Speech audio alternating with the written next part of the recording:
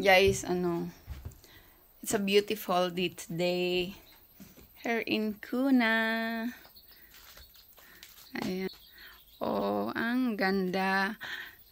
Alas 11 ng umaga. Ayan. Ang ganda ng weather today. Di ba? Oh, may malaking ibon dun. Parang gubat yan dyan.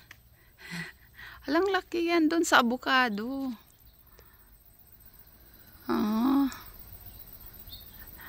Ibon.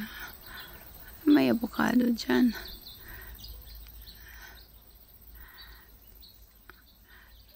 Actually, hindi ko kailangan habulin yung ibon na yan. Andito yung marami. Wala ngayon. Minsan kinakain ng mga, pero maliliit na ibon yung mga yelong ibon. Sila yung kumakain ng malunggay ko, namatay kasi iniwang ko last year doon sa likod.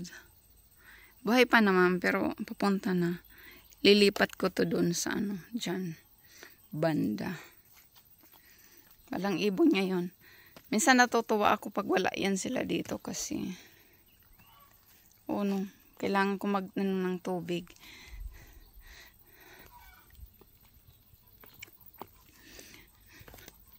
May gagamba. Madaming gagamba dito. Rinig niyo yung mga manok. Ang ganda ng araw, no? Ang ganda ng araw, kaso mamamatay yung mga tanim ko. Yan, mga gagamba. May saging kaming doon. Wala pang hinog. Apple, banana. Magtuturon ako. So, alam nyo yung ito yung favorite kong host. Parang siya, stretchy.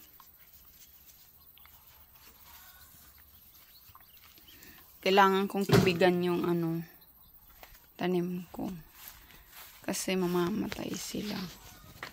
Ay naku. Nagtanim ako kasi marami akong bell pepper dito. Pakita ko sa inyo. Ito. Dati puno yan ng mga maliliit na bell pepper. So inalis ko. Kasi nga iiwanan ko yung iba dito. Dito ko sila palalakihin. Mga yan eh. Alisin ko pa nga yung iba kasi tatanim ko. Maliliit pa yung iba. Ako. Naggalaw ko to kahapon siguro. Yung ugat.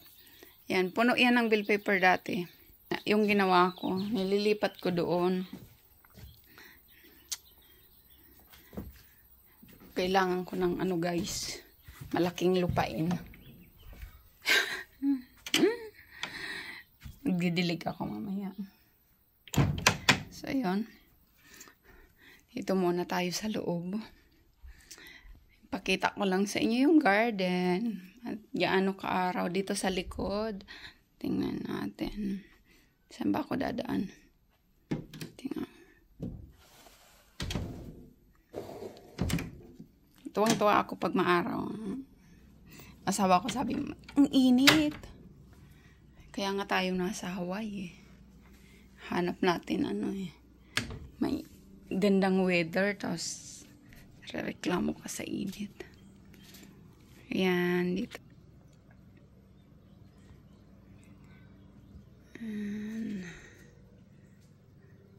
Dami akong saging, may saging dyan. Ayan. Kaya kong ng saging kuha. Ngayon kasi malaki na si Adjo. Malaki na anak ko. Sabi ko, magputol tayo ng saging. Tuwan-tuwa naman siya. Basta siya papahawakin ko ng itak. So, nagkakasundo kami. Ayaw ko rin naman magputol. Kaya kaming dalawa. Yan, another saging. Kaso alis kami. So, marami pa doon. May isa pa doon na ready. Tingnan ko nga. May saging dyan. There. There you go. Yan. Oh. Pwede ko na yung kunin. Yan.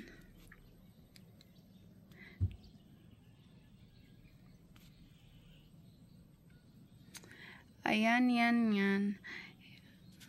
Gubat. Actually, linisin yan, guys. Sabi ko lang gubat. Hindi, hindi matapos-tapos yung paglilinis namin. Kasi alam nyo ba, dadating kami dito, so mag-unti-unti akong linis. Tapos parang aalis na naman kami. Ayan, tapos na ako maglinis, alis na naman kami, tapos babalik kami dito, makalat na naman. Yung bahay, pag hindi tinitirahan, parang, iba yung niya, iba yung vibes. Yung, ano ba yun, yung amoy niya, mga alikabok, lilinisin mo na naman. Dapat nga walang alikabok kasi di ba walang tao. Yung Washington house namin ganun, dito sa Hawaii hindi, para kang parang nasa Pinas talaga. Yan. Alam, may hinog na papaya doon. Tingnan. Papaya. Kaso sobrang taas. It's a challenge. Akyatin ko. Sarot. May panungkit ako, kukuha ako ng papaya. May maliliit dyan. Yan, maliliit. Pwede naman panggat, gata ng papaya o kaya mag-isa. So, yun guys, yung pinakita ko lang sa inyo yung araw ngayon, maganda. Iwan ko, basta tuwang-tuwa ako pag ganyan, yung mainit siya sa labas. Sabi ng asawa ko, takot ako sa ulan. Sige na, ayan. Maraming salamat. Thank you sa patuloy na pagsuporta sa aking channel. Ayan. Bye!